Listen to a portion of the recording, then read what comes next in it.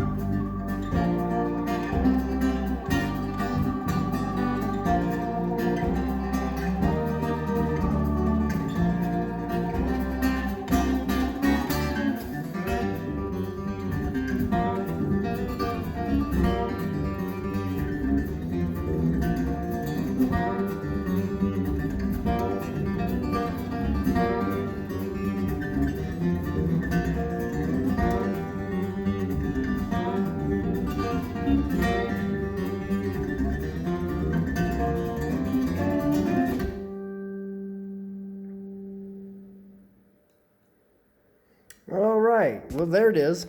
I doubt you can hear on YouTube what I hear. So anyway, I will get more into like a review of them. I don't want to do a review. I'll do my take like I like to do. But that'll probably be a little while down the road. For now, there's a sound bite. Hope you enjoyed it. This is the Amazing Papa.